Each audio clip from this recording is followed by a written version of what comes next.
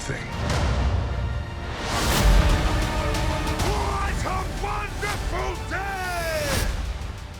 This is IMAX Behind the Frame, and this is a special edition where we are talking to the cast and the crew behind Kingdom of the Planet of the Apes. And we're gonna start with our first cast member right here. That's right, that's Jasper. Let's go talk to the rest. Owen, Fred, so stoked to get to talk to you guys. Loved Kingdom of the Planet of the Apes. I loved it, especially in IMAX. So I'm gonna start there. Why should fans experience Kingdom of the Planet of the Apes in IMAX? We actually first saw the full thing, The finished movie. yeah, on a smaller screen, and then the next night we got to see 30 minutes on an IMAX screen. And I'm telling you now, I'm not just saying this. We're not being fed this. We're not being fed this. This was just 10 times better experience. Like the music is pumping. It's so big that you feel like you're in the world. That the world that's been immersive when it's that size. Yeah, and the when world you that's been have, created is so stunning. Like it deserves to be seen genuinely for your own sake. Just do it. It is stunning to see it on a screen that size, and the music and the sound design. Like it really, you forget you're watching a movie. I think it's really important that you go see this film on the biggest screen that you could find, because as I was watching it on IMAX, I said earlier, I want to be able to sit in the IMAX screen. It's so beautiful that I want to pause it frame by frame and look at every single vista that was created, because Wes Ball and Weta created this world that I don't think we've ever seen anything so detailed and beautiful before. I mean, the first time I ever saw any IMAX movie was at a science museum, and it was a film about the Great Barrier Reef, right? And like it was like the stairs were very, very steep, and it was almost like you were sitting like in a tandem helicopter seat kind of thing, and the screen is, you know, like part of the screen is almost at your feet, right? So that experience, and as a kid, I think I was in 6th grade, right?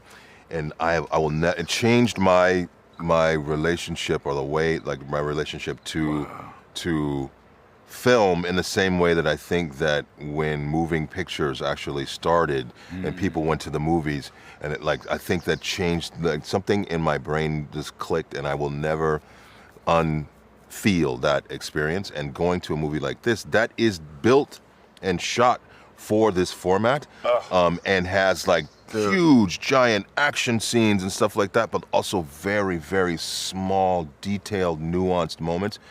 To see that on a screen that, you know, like even like the billboards, like the IMAX billboard posters, to see my head 50 feet tall, it does something to you. So I think that if Does it make your head bigger? It makes my head bigger. I didn't think my head could get any bigger, but I was wrong. You know what I mean? So to experience this film that way, it'll make you feel like a little kid again, I think. I think we should see any of these epic films on IMAX. Yeah. I mean, from now, you're like, I've actually, and I've had these incredible experiences with IMAX before, but this film in particular, I was like, I need to see all of these like tentpole films that I really want to see. I need to see them. You need to see them on the big IMAX, on that screen. That's literally my next question for you, actually, was theoretically, both of you, if you could experience any movie, theoretically, in IMAX, what would it be and why?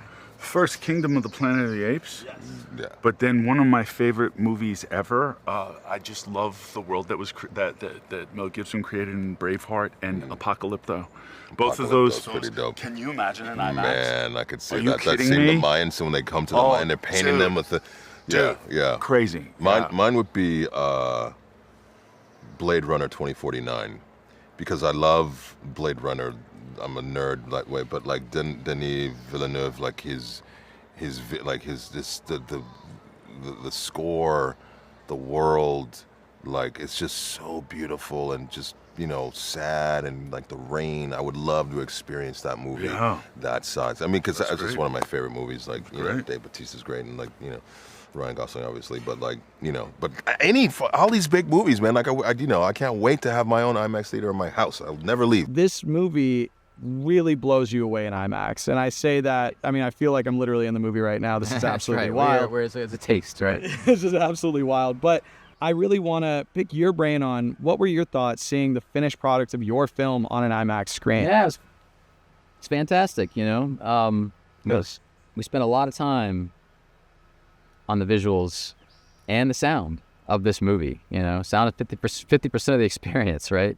And so I hope people take the time to go experience this with people who care about the presentation of movies. You know what I mean? Great sound, great picture, and a big giant screen that lets you immerse yourself into this fantastic world that you could not otherwise visit, you know?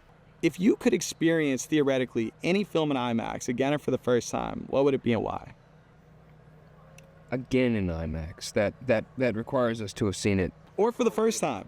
Or for the first time. Just theoretically. Open it up. I'd love to see Interstellar on an IMAX. I saw that in did? IMAX, and it was Did you? unbelievable. I've only seen that on a small screen, and also like Hans Zimmer's score. I mean, it's got to be. I would love to experience that. See that on an IMAX. Yeah. And I think they shot that on IMAX cameras too. And it's and Christopher so, like, Nolan. Yeah, so you get the ratio difference, and it's like the whole thing it looks like a nature documentary. It's Yeah, I've got to do that. Could you talk about, you know, as a director, your perspective of directing these actors and then seeing the full vision come to life, not only seeing but shepherding it from a day-to-day perspective? Could you talk about how impactful that was?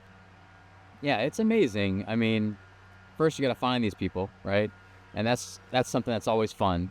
And then you got to turn them into apes.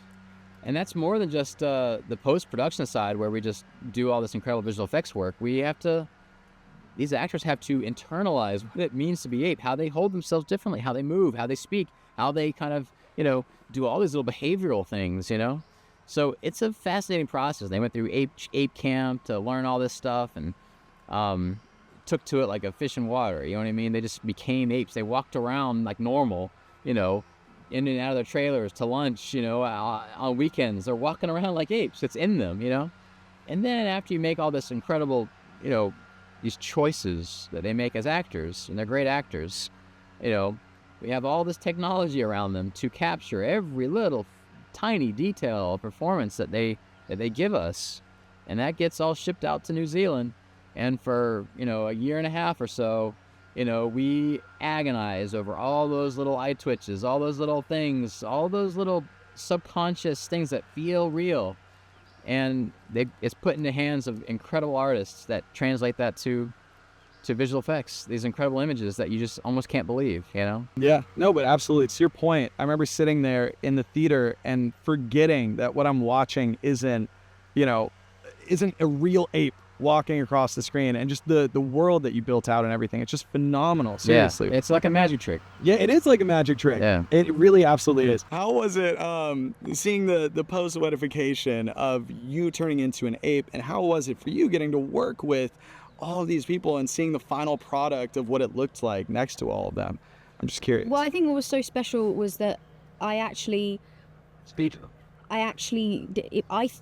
you would have thought it would be really weird to see them all be turned into apes, but it wasn't. It was genuinely everything that I saw in front of my eyes when we were shooting. That's there. It's them. It's entirely them. You know, even when I'm going past the billboards, I'm like, oh, there's Peter, there's Owen. Yeah. It's just like it's not, but I feel like that's like, I mean, it's something to get out there so people know the amount of hard work these guys, you know, and the fact that their work is all there, and so that it's, you know, appreciated and valued. When I look at Noah, I see my face, which is, it's weird, it's kind of surreal, but it's a testament to Weta. You know, they took my performance down to the tiniest little thing and translated it onto Noah. And it's really like, it is surreal and astounding to see that, but at the same time it's like, oh yeah, that's just me. And it's weird. Well, it's stunning, you know, getting to see your face and seeing how it translated so well. Yeah. And I've got to listen to a lot of Weta and Eric Quinquist and what they did with the work, and it's just They are brilliant, amazing. guys. Seriously, thank you so much for your time.